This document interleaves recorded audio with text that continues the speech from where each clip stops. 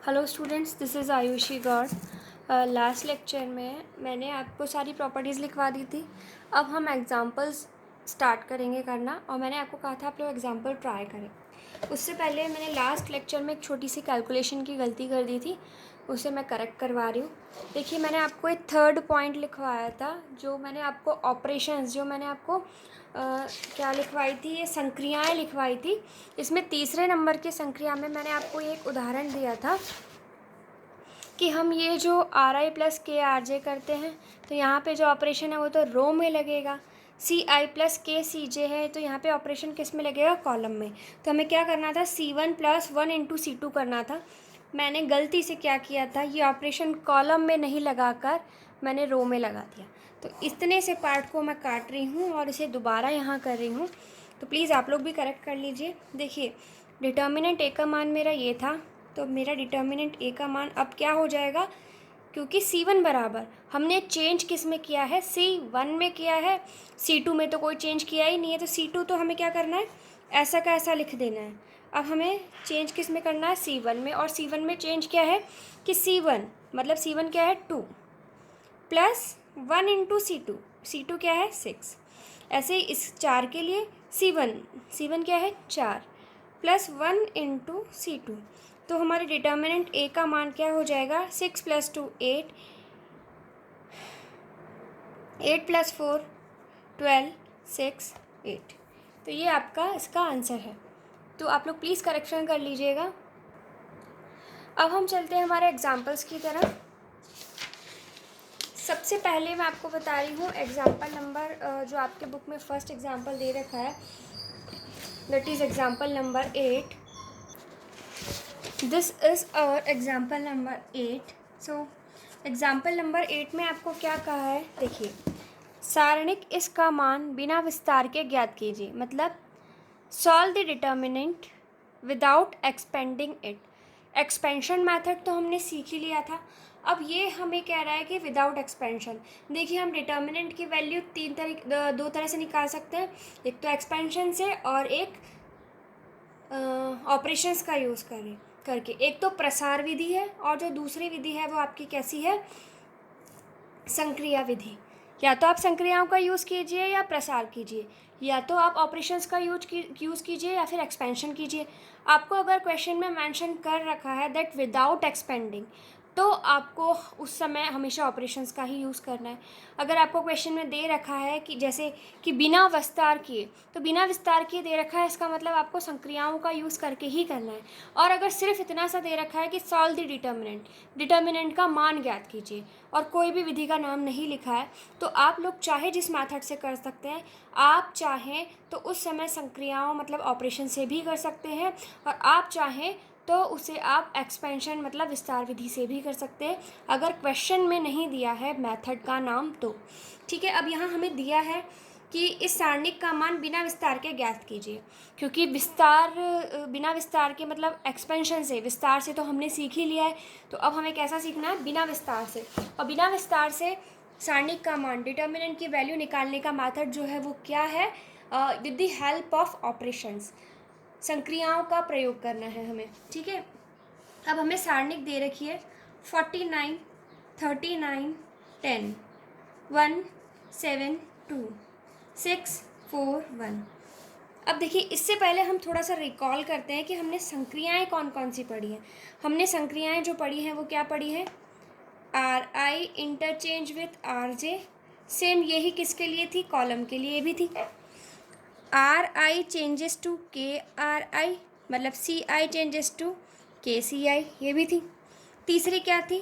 Are I changes to R I plus k R J, ये column के लिए भी थी। C I changes to C I plus k C जे। संक्रियाएं हमारे पास में ये तीनों हैं। ठीक है, अब यहाँ पे ज़रूरी नहीं है कि आप सिर्फ 2 ही कॉलम को जोड़ सकते हैं। अगर आप चाहें तो 1, 2, 3 कॉलम को भी जोड़ सकते हैं, 3 रो को भी जोड़ सकते हैं।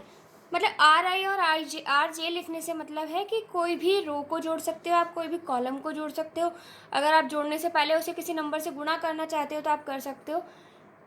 इन्हें हम प्रैक्टिस से ही आपको आएगा। हम क्वेश्चंस करते हैं, चलिए।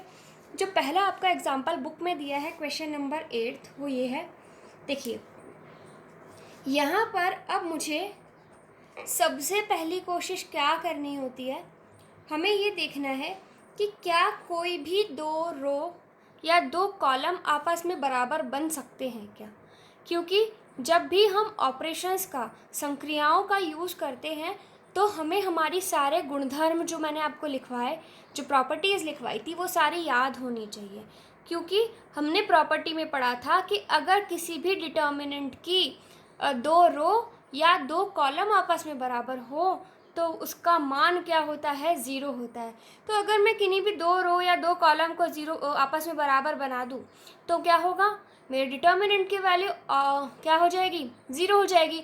इसका मतलब मुझे ज़्यादा तो कुछ कैलकुलेशन करनी ही नहीं पड़ेगी, क्योंकि ऑटोमेटिकली पहले से ही क्या हो जाएगा, कोई भी टू रो या टू कॉलम्स को मैं क्या करूँगी, अगर बराबर बना पाऊँ तो क्या होगा, डिटर्मिनेंट का मान ज़ीरो हो जाएगा। तो मुझे ज़्यादा मेहनत नहीं करनी पड़ेगी। तो जब भी आपको डिटर्मिनेंट का क्वेश्चन मिलता है और आपको उसको संक्रिया विधि से, ऑपरेशन से अगर आपको उसको सॉल्व करना है, तो सबसे पहले आपको यही देखना है कि आप किन्हीं भी दो रो या दो कॉलम को आप बराबर बना पा रहे हैं क्या। अब यहाँ देखिए, क्या ऐसा कुछ है कि मैं इसमें या इसमें कुछ भी चेंजेस अगर करूं और कोई भी दो रो या दो कॉलम आपस में बराबर बना पा रही हूँ। देखिए 49, 39, 10 ये तो बहुत बड़े हैं।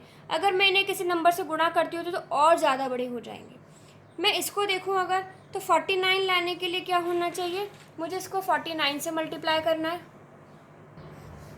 तो मुझे 49 ही मिल जाएगा। लेकिन आप यहाँ देखिए, जब मैं 7, अब होगा क्या, अगर मैं इसको 49 से मल्टीप्लाई कर रही हूँ मतलब, तो मुझे पूरे कॉलम को ही उसी से करना पड़ेगा। मान लीजिए मैं इस कॉलम को 49 से मल्टीप्लाई करना चाहती हूँ, तो 1 अगर 49 से मल्टीप्लाई होगा तो 7 भी 49 से मल्टीप्लाई होगा, 2 भी 49 से मल्टीप्लाई होगा। लेकिन ऐसा करने से मुझे बहुत बड़े बड़े नंबर्स फिर से मिल जाएंगे। तो अब मैं क्या करूँ, मुझे ये देखना है कि क्या मैं किन्हीं भी दो को बराबर बना पा रही हूँ क्या। अब देखो, मैं इसको भी अगर किसी नंबर से मल्टीप्लाई करूँ तो पहली बात तो मुझे 49 मिलना ही नहीं है। तो हम क्या करें, हमें ये दिख रहा है ये वाली संक्रिया में या ये वाली संक्रिया, इसका यूज़ हम कर सकते हैं इसके टर्म्स को रिड्यूस करने के लिए। देखो मैंने क्या किया है, यहाँ 49 है, इनके आसपास के नंबर मुझे दिख रहे हैं कि 6 को अगर मैं 8 से गुणा करूं तो मुझे क्या मिलेगा, 48। 4 को अगर मैं 8 से गुणा करूं तो मुझे मिलेगा 32। 4 को अगर मैं 1 से गुणा करूं तो मुझे क्या मिलेगा, 4 मिल जाएगा। अब हमें क्या करना चाहिए, सॉरी, 1 को अगर मैं 8 से, क्योंकि हमने इसको 8 से, इसको 8 से और इसको भी 8 से किया है, तो हमें यहाँ पे क्या मिल जाएगा, 8 मिल जाएगा। तो देखो, अगर मैं इसको इससे गुणा कर रही हूँ तो 8 से गुणा कर रही हूँ तो मुझे यहाँ मिल रहा है 48, यहाँ मुझे मिल रहा है 32 और यहाँ मुझे मिल रहा है 8। ठीक है, ये 3 टर्म्स मुझे मिल रही है। अब ये तो मुझे मिल गया, लेकिन अभी भी मुझे ये दिख रहा है कि हाँ ये थोड़ा आसपास के नंबर मिल गए। मैं इनको इसमें से घटा के देखूँ क्या। 49 में से मैंने 48 घटाया तो मुझे क्या मिल रहा है, 1। 39 में से मैंने 32 घटाया तो मुझे क्या मिल रहा है, 7। 10 में से मैंने 8 घटाया तो मुझे क्या मिल रहा है, 2। 1 7 2, यहाँ पर भी 1 7 2 है। इसका मतलब मैं ऐसा कुछ करूँ तो मुझे 172 मिल जाएगा और दो कॉलम आपस में बराबर हो जाएंगे। तो ऐसा करने के लिए मैंने क्या यूज़ किया, मैंने संक्रिया लगाई है। वो संक्रिया क्या लगाई है, मैंने इस C1 को ही परिवर्तित कर दिया।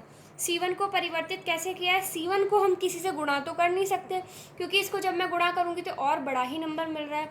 तो मैंने क्या किया, इस C1 में से घटा दिया, किसको, इस C3 को 8 से गुणा करके।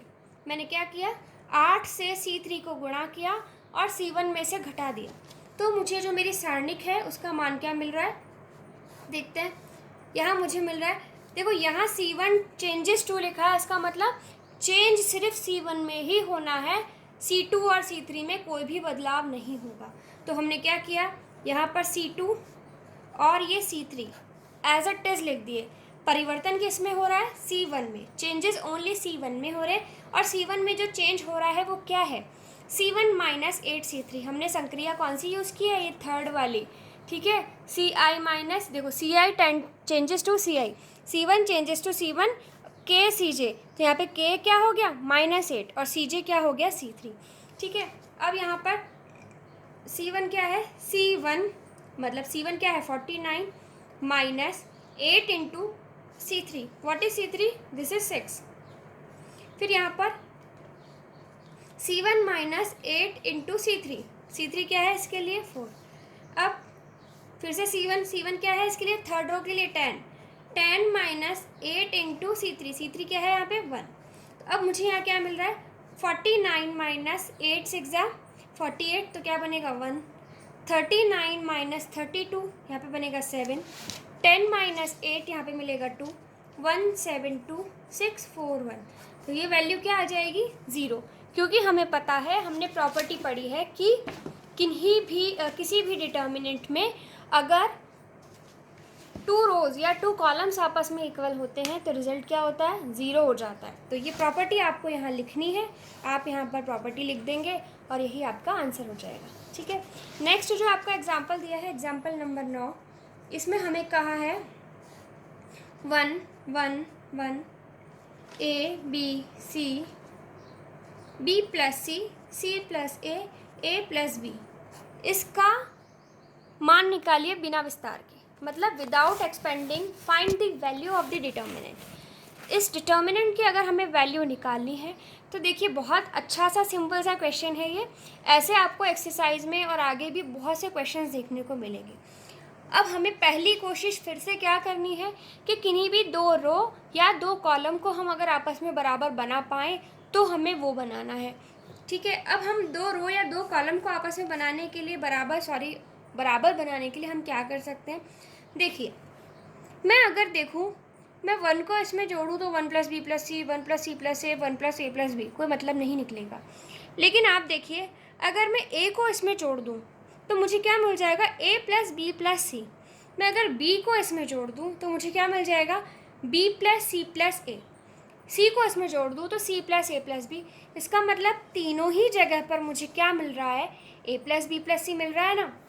मैंने संक्रिया क्या लगाई है, मैंने लगा दी C2 changes to C2 + C3, क्योंकि मुझे इन दोनों को जोड़ना है ताकि मुझे a + b + c एक जैसी टर्म मिल जाए। तो मैंने जैसे ही C2 + C3 किया तो मुझे क्या मिलेगा, मैं क्योंकि C2 में ही परिवर्तन कर रही हूँ, C1 और C3 में कोई परिवर्तन नहीं कर रही। मैंने ये लाइन यहाँ थोड़ी पास में गलत खींच दी, इसे दूर खींच रही हूँ। तो C2 में ही परिवर्तन हो रहा है, इसका मतलब C1 और C3 को तो ऐसा का ऐसा लिख देते हैं हम, क्योंकि इनमें तो कुछ हमने चेंज किया ही नहीं है। हमने चेंज किस में किया है C2 में, और C2 में हमने चेंज किया है कि C2 की जगह हमें लिखना है C2 और C3 को जोड़कर। तो A + b + c, A + b + c, इन तीनों को जोड़ेंगे तो भी हमें a + b + c मिलेगा। इन तीनों को हम जोड़ेंगे तो भी हमें a + b + c मिलेगा। ठीक है, अब आप यहाँ देखिए, ये तीनों ही टर्म्स a + b + c एक जैसी आ गई। आगे भी कई क्वेश्चंस इसी तरह से हो जाएंगे आपके। तो इन तीनों में से मैं अगर a + b + c बाहर निकाल लूँ तो मुझे यहाँ ब्रैकेट में 1 1 1 मिल जाएगा, और यहाँ 1 1 1 है और यहाँ पर भी 1 1 1 है। फिर से ऊपर वाली प्रॉपर्टी लग जाएगी कि किसी डिटर्मिनेंट सारणिक में अगर 2 रो या 2 कॉलम आपस में बराबर हो तो उसका मान क्या होगा 0 हो जाएगा। तो हम अब क्या कर रहे हैं, taking a + b + c common from C2 में से हम a + b + c कॉमन ले रहे हैं। हिंदी वाले बच्चे क्या लिखेंगे, C2 में से a + b + c को उभयनिष्ठ लेने पर। ठीक है, तो हमने जब कॉमन ले लिया तो हमने a + b + c जब कॉमन निकाला तो a + b + c बाहर आ जाएगा। अंदर क्या बचेगा 1 1 1 1 1 1, यहाँ बचेगा आपके पास b + c, ये c + a and a + b। और हमें पता है अगर 2 रो या 2 कॉलम आपस में बराबर है तो डिटर्मिनेंट का मान क्या होता है 0। इसका मतलब इस डिटर्मिनेंट की वैल्यू क्या हो जाएगी 0। तो रिजल्ट क्या आ गया हमारे पास में 0 आंसर आ गया। समझ में आया आपको, हर डिटर्मिनेंट का मान 0 नहीं होगा, सिर्फ उन्हीं डिटर्मिनेंट का मान 0 हो सकता है जिनमें कि 2 रो या 2 कॉलम आपस में बराबर हों। नेक्स्ट जो हमारा क्वेश्चन है एग्जाम्पल नंबर 10। एग्जाम्पल नंबर 10 में देखिए हमें दे रखा है a - b B minus C, C minus A, M minus M, N, N minus P, P minus M, X minus Y, Y minus Z, Z minus X. ठीक है, अब अगर हम यहाँ पर नोटिस करें तो देखिए, सबसे पहला हमें काम क्या करना होता है कि हमें देखना है कि कोई भी दो रो या दो कॉलम आपस में आइडेंटिकल मतलब बराबर बन रहे हैं क्या। अब देखिए, अब यहाँ पर अगर मैं इन तीनों को गुणा करके जोड़ूंगी तो कोई मतलब नहीं निकलेगा, क्योंकि मैं इसको किसी से भी गुणा करूँ और इसको किसी से भी गुणा करूँ, आपस में जोड़ूँ, तो ये कभी भी बराबर नहीं हो पाएंगे, क्योंकि ये ए बी की टर्म है, ये एम एन, ये एक्स वाई, मतलब सारे ही अलग अलग हैं। तो अब हमें क्या करना है, देखिए दूसरी जो चीज़ आती है वो ये आती है कि हमें मैक्सिमम ज़ीरो बनाने की कोशिश करनी चाहिए। पहली कोशिश हमारी ये है कि कोई भी दो रो या दो कॉलम आपस में बराबर हो पाए। अगर हम ऐसा नहीं कर पाएंगे तो दूसरी चीज़ ये होती है कि हमें अधिकतम ज़ीरो बनाने की कोशिश करनी है। देखिए, अब यहाँ पर हम ज़ीरो कैसे बना सकते हैं। अधिकतम ज़ीरो, मैं अगर इसको इसमें जोड़ूं और इसमें भी जोड़ दूं, अगर मैंने इन तीनों को आपस में जोड़ा, देखिए रफ में करके देखते हैं, a माइनस बी में मैंने जोड़ा b माइनस सी को, और इसी में मैंने c माइनस ए को भी जोड़ दिया, तो c से c कट गया, b से b कट गया और a से a कट गया। तो इसका मतलब अगर मैं इन तीनों को आपस में जोड़ दूँ तो मेरा रिजल्ट ज़ीरो आ रहा है। तो हमारा जो मेन टारगेट है, डिटर्मिनेंट को अगर आपको सॉल्व करना है तो आपकी कोशिश 99% यही रहती है। दो आइडेंटिकल रो या कॉलम बनाने वाले केसेस तो कुछ ही होते हैं, लेकिन बाकी के सारे क्वेश्चन आपके इसी से सॉल्व हो जाएंगे कि आपको अधिकतम ज़ीरो बनाने की कोशिश करनी है। अधिकतम की बात छोड़ते हैं, पहले हम एक ज़ीरो तो बना लें। अब देखिए, अगर मुझे पता है मैं इन तीनों को जोड़ दूँ तो मुझे यहाँ पर ज़ीरो, इन तीनों को जोड़ दूँ तो मुझे यहाँ पे ज़ीरो मिल जाएगा। तो मैंने क्या किया, R1 changes to R1 plus R2 plus R3। मैंने क्या किया, इस R1 को बदल दिया, किससे, इन तीनों को जोड़ के, तो उससे मुझे क्या मिलेगा, एक ज़ीरो मिल जाएगा, क्योंकि हमारा टारगेट है ज़ीरो बनाना। जब भी हम संक्रियाएं लगाते हैं, ऑपरेशंस लगाते हैं, तो हमारा टारगेट यही रहता है कि हम ज़ीरो बनाने की कोशिश करें, उसी से ही आपका क्वेश्चन इजीली सॉल्व हो पाएगा। तो हमने क्या किया, इन तीनों को जब जोड़ा तो मुझे यहाँ पर क्या मिल रहा है, ज़ीरो, क्योंकि R1 चेंजेस टू लिखा है, इसका मतलब कि R1 ही बदलेगा, R2 और R3 में तो कोई बदलाव नहीं होगा। तो हमने क्या किया, R2 और R3 को ऐसा कैसा लिख दिया। ठीक है, अब मैंने क्या किया है, R1 को बदला है, तो R1 को बदला है तो R1 का हर एक एलिमेंट, हर एक अवयव इसी रूल को फॉलो करेगा। तो जब मैं इन तीनों को जोड़ रही हूँ तो मुझे क्या मिलेगा, देखो n से n, p से p, m से m कट गया, मुझे यहाँ पर भी क्या मिल रहा है, ज़ीरो। अब मुझे यहाँ पर भी ये करना पड़ेगा, क्योंकि R1 changes to R1 plus R2 plus R3, मैंने जो ऑपरेशन, जो संक्रिया लगाई है वो किसी एक अवयव पे तो लगेगी नहीं, R1 के सभी अवयवों पर लगेगी, क्योंकि मैंने पूरी रो 1 को ही बदल दिया है। तो पूरी रो 1 को बदलने के लिए उसके हर एक अवयव को बदलना पड़ेगा। तो जब हम इन तीनों को जोड़ेंगे तो क्या होगा, y से y कट जाएगा, z से z कट जाएगा, x से x कट जाएगा, तो मुझे यहाँ पर भी रिजल्ट क्या मिल गया, ज़ीरो। और हमने अब प्रॉपर्टी पढ़ी है, कौन सी प्रॉपर्टी, कि किसी भी डिटर्मिनेंट में, किसी भी सारणिक में यदि कोई भी रो अथवा कोई भी कॉलम के सभी अवयव शून्य हो, किसी डिटर्मिनेंट में if all the elements of any row और any column is zero, then the value of the determinant is equals to zero. किसी सारणिक में यदि किसी पंक्ति अथवा स्तंभ के सभी अवयव शून्य हो तो उस सारणिक का मान क्या होता है, शून्य होता है।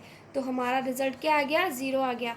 देखो, एक लाइन का क्वेश्चन है सिर्फ, ये सब आपको प्रैक्टिस से आएगा। जब आप थोड़े से क्वेश्चन कर लेंगे फिर आप क्वेश्चन को देखते पहचान लेंगे कि अच्छा ये क्वेश्चन इस तरह से होगा, क्योंकि घूम फिर के 5-6 मेथड्स है, जब आप उन्हें बार बार करेंगे तो आप